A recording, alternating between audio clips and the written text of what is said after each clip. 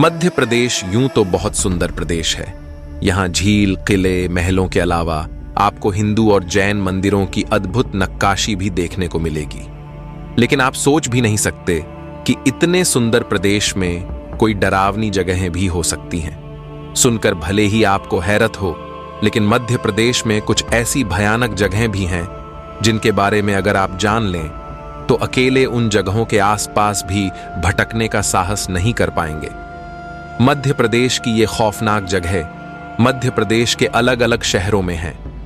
मध्य प्रदेश के हर हॉन्टेड जगहों का एक अलग डरावना इतिहास रहा है, जो भूत, प्रेत और आत्माओं से जुड़ा हुआ है, जिसकी वजह से आज उन जगहों पर जाने से लोग घबराते हैं। इस वीडियो में हम आपको मध्य प्रदेश के 10 रहस्यमय जगहों के बारे में बताएंगे, जिनके बारे में कहा जाता है कि कहीं भूतों की महफिल सजती है तो कहीं किसी के अजीब रोने की आवाजें गूंजती हैं। ये हरकतें आज तक लोगों को डराती आ रही हैं, जिस कारण उन जगहों को हंटेड कहा जाता है। तो चलिए इस वीडियो में जानते हैं मध्य प्रदेश की उन खौफनाक जगहों के बारे में। हेलो दोस्तों, मैं हूं दामस और आप देख रहे हैं मिस्टर दामस। नंबर 1, महर मंदिर, त्रिकूट पर्वत, मध्य प्रदेश। दोस्तों, इस मंदिर के तो वैसे कई चमत्कार हैं, जिसके चलते देश दुनिया से कई लोग माता के दर्शन करने यहां आते हैं। और मान्यता है कि भक्त मंदिर परिसर में अपनी मन्नतों का रक्षा सूत्र भी बांधते हैं और मन्नत पूरी होने पर मां की पूजा आराधना करने परिवार सहित आते हैं। इस मंदिर के निर्माण का इतिहास पौराणिक कथाओं पर आधारित है, जो इस वीडियो के अंत में आपको बता दिया जाएगा। फिलहाल समय को बचाते हुए इस मंदिर के रहस्य पर ध्यान देते हैं। इस मंदिर के विषय में कहा जाता है कि यहाँ पर आज भी आल्हा और उदल अदृश्य रूप में मां शारदा की आरती करने आते हैं। बता दूं कि आल्हा और उदल मां शारदा के परम भक्त थे और उन्होंने ही मां के इस पवित्र स्थल की खोज की थी और दोनों भाइयों ने मां को प्रसन्न करने के लिए 12 साल तक कठोर तपस्या की थी।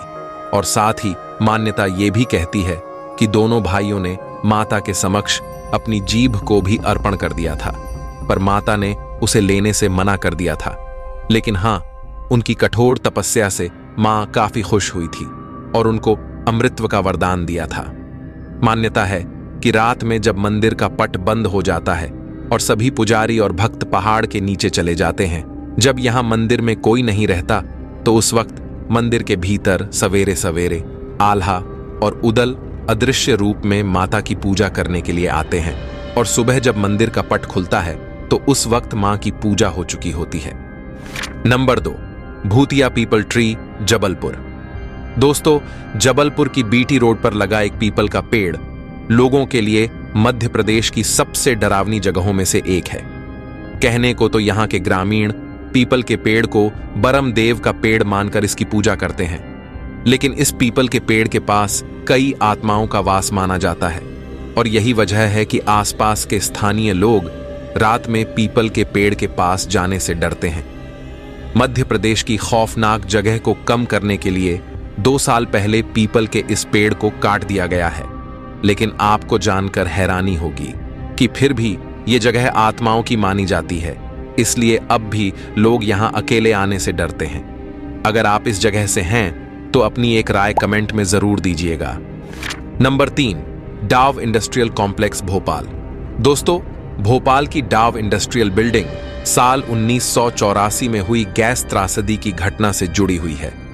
इस बिल्डिंग को भोपाल शहर की सबसे खतरनाक जगह माना जाता है। लोग कहते हैं कि इस बिल्डिंग के आसपास आत्माओं का साया है।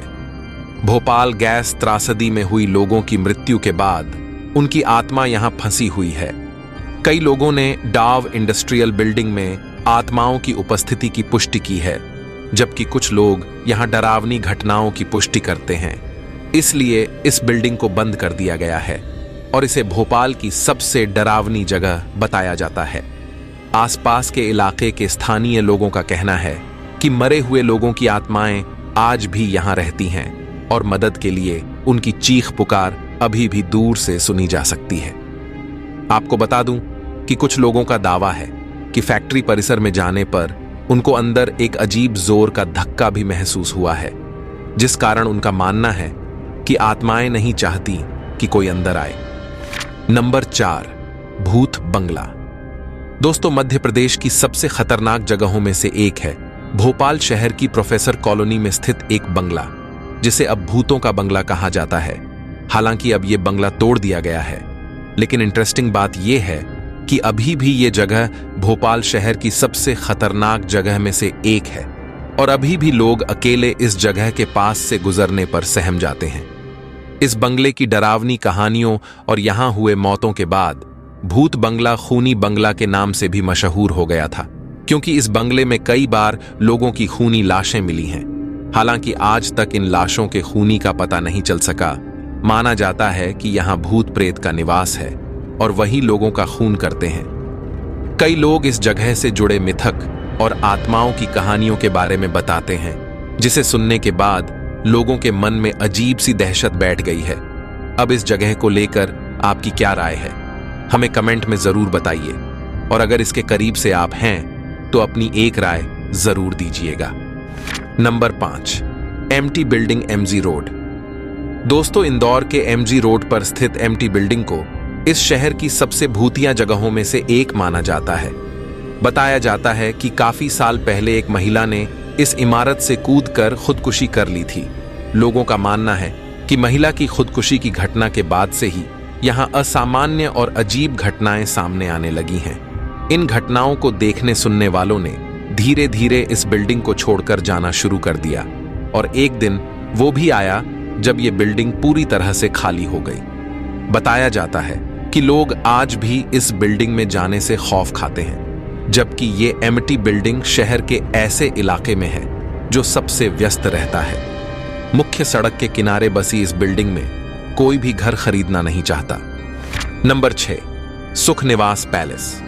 मध्य प्रदेश की सबसे डरावनी जगह कहा जाए या खूबसूरत जगह, इंदौर शहर में एक जगह ऐसी भी है जो डरावनी के साथ खूबसूरत भी है। इसका अनुमान आपको तब लगेगा जब आप इंदौर के सुख निवास पैलेस जाएंगे। सुख निवास पैलेस बाहर से दिखने में जितना आलीशान है, अंदर का नजारा उससे भी ज्यादा खूबसूरत है। यह महल इंदौर के होलकर्स द्वारा 18वीं शताब्दी में बनवाया गया था। आइए थोड़ा सा इतिहास जान लीजिए इसका। सुख निवास पैलेस भारतीय और पश्चिमी स्थापत्य कला का मिश्रण है। होलकर शासकों और उनके परिवारों द्वारा गर्मियों में इस महल का इस्तेमाल किया जाता था। शानदार हवेली नुमा ये महल होलकर वंश के शासकों के आनंददायक जीवन शैली को दर्शाता है। सुख निवास किसी समय में अपने प्राकृतिक सुंदरता और वन्य जीव संपदा के लिए विख्यात था। होलकर महाराजाओं ने यह जगह गर्मियों में अपने सुख के लिए इसलिए चुनी थी क्योंकि यह शांत, सुंदर और जैव विविधता से भरा हरा भरा इलाका था, और इसलिए होलकरों ने सुख निवास पैलेस का निर्माण यहां कराया। इसका निर्माण टूकोजी राव द्वितीय के उत्तराधिकारी व प्रभारी महाराज शिवाजी राव होलकर ने साल 1883 में कराया था। इस पैलेस के निर्माण में तब लगभग 60,000 रुपए खर्च हुए थे। ग्रीष्मकाल में यहां पेड़ों की हरियाली और तालाब के पानी से सुख की अनुभूति होती थी, इसलिए महल का नाम सुख निवास पैलेस रखा गया। महल का मुख्य आकर्षण यहां की भूमिगत सुरंग है, जो महल और होलकर राजाओं के बीच कड़ी का काम करती थी। यहां के तालाब में कई तरह की मछलियां भी बाहर से लाकर छोड़ी गई थी। अब अगर फिलहाल की बात करें तो अब इसे म्यूजियम का रूप दे दिया गया है और लोग यहां घूमने आते हैं। फिलहाल ये ऐतिहासिक महल पिकनिक स्थल के रूप में प्रसिद्ध है और इंदौर के राजाओं की शाही दास्तां बयां करता है। लेकिन बता दूं कि सुख निवास पैलेस इंदौर की सबसे डरावनी जगह मानी जाती है। यहां कई लोगों ने इस महल के पास असामान्य घटनाओं के होने का दावा किया है, इसलिए इस सुख निवास पैलेस को इंदौर मध्य प्रदेश की खौफनाक जगह में शामिल कर दिया गया है। नंबर 7, एमपी का भूतिया ताजमहल। दोस्तों, क्या आपको पता है कि एमपी में भी एक ताजमहल है जिसे अब भूतिया ताजमहल के नाम से जाना जाता है। भोपाल में स्थित इस ताजमहल का निर्माण नवाब शाहजहां बेगम के निवास के रूप में किया गया था। इसकी लागत उस वक्त 3 लाख या फिर 30 लाख रुपए थे और ये 13 सालों में बनकर तैयार हुआ था। यहां एक बात का ध्यान दीजिएगा कि मैं यहां 3 लाख और 30 लाख का जिक्र इसलिए कर रहा हूं ताकि आप बाद में मुझे ब्लेम ना कर सको, क्योंकि इंटरनेट में इसकी लागत कहीं 3 लाख बताया गया है तो कहीं 30 लाख। इसलिए पूरी कहानी सुनकर आप खुद अंदाजा लगाइए कि उस वक्त इस महल की लागत क्या रही होगी, क्योंकि खास बात तो यह है कि जिस दौर में यह महल बनाया गया था उस समय 3 लाख रुपए भी कम नहीं होंगे। फिर भी मैं ये आप पर छोड़ता हूं, आप अपनी राय कमेंट में दे सकते हैं। सन 1871 से लेकर 1884 तक ये उस समय के सबसे बड़े महलों में से एक था। इस महल का शुरुआती नाम राजमहल था, लेकिन भोपाल के बर्तानिया अध्यक्ष ने इसकी वास्तुकला से प्रभावित होकर इसका नाम ताजमहल रखने का सुझाव दिया था। भोपाल की बेगम ने उनके इस प्रस्ताव को स्वीकार करते हुए इसका नाम ताजमहल रख दिया। बेगम ने इस महल का निर्माण पूरे होने पर 3 साल तक चलने वाले जश्न को जश्न-ए-ताजमहल नाम दिया था। महल अपने ब्रिटिश, फ्रेंच, मुगल और अरबी स्थापत्य प्रभावों के लिए एक प्रमुख पर्यटक आकर्षण हुआ करता था। इस ताजमहल पैलेस के बड़े हिस्से के ढाने के बाद राज्य सरकार ने इस संपत्ति पर ताला लगाने का फैसला किया। बता दूं कि पर्यटक अभी भी यहां घूमने आते हैं, लेकिन महल के आसपास रहने वाले स्थानीय लोग एक अलग कहानी बताते हैं। आसपास के लोगों का कहना है कि सफेद रंग की एक महिला इस महल में रहती है, जो अक्सर महल के अंदर एक खिड़की से दूसरी खिड़की तक भटकती हुई नजर आती है। जानकारी के लिए बता दूं कि शाहजहां बेगम ने अपने जीवन के आखिरी दिन महल में अकेले बिताए थे, अपने परिवार में हर किसी से अलग, यहां तक कि अपनी बेटी से भी अलग। Number 8, Thomas church. गुना की डेल्वी कॉलोनी में स्थित थॉमस चर्च। इस चर्च में होने वाली अनहोनी घटनाओं के कारण ही ये चर्चा में रहता है। थॉमस चर्च के बारे में बताया जाता है कि यहां अक्सर बच्चों के रोने की आवाज सुनाई देती थी, जिससे धीरे धीरे स्थानीय लोगों में डर बढ़ता गया। और एक समय ऐसा आया जब मुस्लिम कम्युनिटी के लोगों ने ये चर्च जला दिया, जिसके बाद ये चर्च खाली हो गया और तब से थॉमस चर्च खाली पड़ा है। लेकिन आपको बता दूं कि आज भी जो कोई भी इसे देखता है उसके रोंगटे खड़े हो जाते हैं। नंबर 9, इंदिरा गांधी अस्पताल भोपाल। इस टॉपिक को लेकर यहां एक बात मैं कहना चाहूंगा कि खास अगर आप इस जगह से बिलोंग करते हो तो अपनी एक राय जरूर दीजिएगा। भोपाल में यह सबसे भयानक जगहों में से एक है। हालांकि इसे शहर के सबसे लोकप्रिय और बेहतर अस्पतालों में से एक माना जाता है, मगर आपको बता दूं कि कई रोगियों ने अस्पताल में आत्माओं, प्रेतों और कुछ भयानक दृश्यों के बारे में शिकायत की है, जो केवल असाधारण ही नहीं बल्कि वास्तव में बहुत ही डरावनी है। मरीज अक्सर अस्पताल के 5वें मंजिल पर जाने से इनकार करते हैं, जो अस्पताल का सबसे भयानक हिस्सा माना जाता है। कहा जाता है कि यहां का 5वां फ्लोर भूतिया और प्रेत वादित है। बता दूं कि हालात ऐसे हैं कि पूरे वार्ड में ताला जड़ दिया गया है और कोई भी डॉक्टर, कोई भी कर्मचारी वहां जाने से डरता है। अस्पताल में कुल 5 फ्लोर हैं, लेकिन पूरा काम यहां 4 फ्लोर के बीच ही होता है। अस्पताल के 5वें फ्लोर पर भूले भटके कोई पहुंच भी जाता है तो उसे इस तरह का डरावना एहसास होता है कि वो दोबारा वहां जाने की हिम्मत नहीं कर पाता। ये फ्लोर कई तालों से जड़ा हुआ है। इन तालों के पीछे एयर कंडीशन प्राइवेट वार्ड है, लेकिन वहां का आसपास का नजारा भूत बंगले जैसा आभास देता है। लोगों की माने तो यहां के डॉक्टर भी 5वें फ्लोर पे जाने से डरते हैं। अस्पताल के कर्मचारी और डॉक्टर भूतों को देखने का भी दावा करते हैं। इससे जुड़ी एक कहानी यह भी है कि पहले इस हॉस्पिटल के 5वें फ्लोर पर अधिक बीमार लोगों का इलाज होता था, पर अचानक धीरे धीरे वहां सभी मरीजों की रहस्यमय तरीके से मौत होने लगी और कुछ समय बाद हॉस्पिटल में अजीबोगरीब घटनाओं का सिलसिला शुरू हो गया। नंबर 10, फूटी कोठी। इसकी मैं पूरी कहानी बताने जा रहा हूं, ध्यान दीजिएगा। इंदौर में स्थित इस कोठी को मनहूस कोठी के अलावा शापित कोठी भी कहा जाता है और हैरत अंगेज बात यह है कि इस कोठी को लेकर लोगों में इतना डर था कि डर दूर करने के लिए यहां मंदिरों का निर्माण करवाना पड़ा था। कहते हैं भूत बंगला के नाम से मशहूर फूटी कोठी अपने भीतर कई रहस्य समेटे हुए हैं। वैसे तो ये इंदौर के सुदामा नगर में एक आधा अधूरा शाही निवास है और होलकर वास्तुकला का अनूठा नमूना है, लेकिन इसे वर्षों से भूत प्रेत की कहानियों के साथ जोड़ा जाता रहा है। फूटी कोठी का निर्माण सन 1886 में शुरू हुआ था और 1902 में इसे अधूरा छोड़ दिया गया। इमारत का निर्माण तुकोजी राव होलकर ने शुरू करवाया था। माना जाता है कि संभवतः अंग्रेजों को टक्कर देने के लिए होलकरों ने इसकी योजना बनाई थी। इस इमारत में अनुमानित 365 कमरे हैं जो वर्तमान में बंद है। साथ ही हिंदू देवताओं के 18 अर्ध निर्मित मंदिर है जो बहुत बाद में लोगों के डर का इलाज करने के लिए बनाए गए थे, जो मूल योजना का हिस्सा नहीं थे। फूटी कोठी परिसर के एक सदस्य ने डर के चलते यहां मंदिर बनवाए जाने की बात की पुष्टि की है। इस कोठी के निर्माण के लिए पूरा डिजाइन इंग्लैंड से आया था। अब भी कुछ खंभों पर लंदन की मुहर देखी जा सकती है।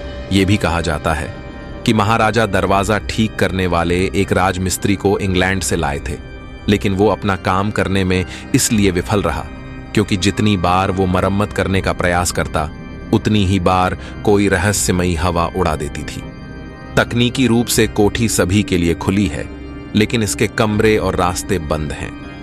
आइए अब नंबर 1 पर बताए गए विद्या की देवी मां शारदा मंदिर के निर्माण का इतिहास जानते हैं।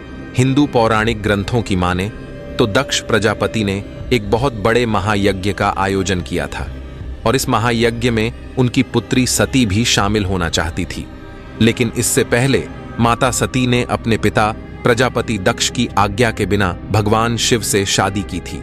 इस कारण प्रजापति दक्ष उनसे काफी नाराज थे। माता सती और भगवान शिव को इस यज्ञ में आने का निमंत्रण नहीं दिया गया था। इसके बावजूद माता सती ने भगवान शिव से यज्ञ में जाने का जिद किया। फिर मां सती जब वहां पर पहुंची तो उन्हें देखकर प्रजापति दक्ष काफी क्रोधित हुए। उन्होंने शिवजी को लेकर माता सती का खूब अपमान किया। इस अपमान से मां इतनी ज्यादा आहत हुई कि उन्होंने जलते हुए अग्निकुंड में अपने प्राणों की आहुति दे दी। फिर भगवान शिव को जैसे ही इसके बारे में पता चला तो वो सती के शरीर को लेकर विलाप करते हुए तांडव करने लगे, जिस कारण पृथ्वी पर खतरा बढ़ता जा रहा था। इसलिए भगवान विष्णु ने माता सती के शरीर को अपने सुदर्शन चक्र से खंड खंड कर दिया। उसके बाद मां के शरीर के 51 हिस्से भारत के विभिन्न भागों में आकर नीचे गिरे। फिर जहां जहां ये हिस्से गिरे, बाद में वहां वहां शक्तिपीठ का निर्माण हुआ और उन्हीं 51 शक्तिपीठों में एक शक्तिपीठ मां शारदा का है। कहा जाता है कि यहां पर मां सती का कंठ और हार गिरा था, इसलिए इस जगह को माई का हार यानी मेहर कहा जाता है। मां शारदा का ये पावन धाम मध्य प्रदेश के त्रिकूट पर्वत पर स्थित है। तो दोस्तों, ये थे एमपी के 10 भूतिया जगह, और अभी भी एमपी में बहुत सी ऐसी जगहें हैं जिनके बारे में संपूर्ण जानकारी ना मिलने के कारण इस वीडियो में जिक्र नहीं हो पाया। लेकिन बाकी जगहों को लेकर अगर एक और वीडियो बनाया जाए तो बनाया जा सकता है। इसलिए आप अपनी जानकारी कमेंट में जरूर शेयर कीजिएगा, और अगर आप खास एमपी से हैं तो आप इनमें से कौन से जगह के करीब हैं हमें यह भी कमेंट में बताइए। दोस्तों, अगर वीडियो पसंद आया हो तो वीडियो को लाइक करके हमारे इस चैनल को सब्सक्राइब जरूर कीजिए। मिलते हैं फिर से एक न्यू वीडियो के साथ। तब तक के लिए अपना ख्याल रखिए। Good bye.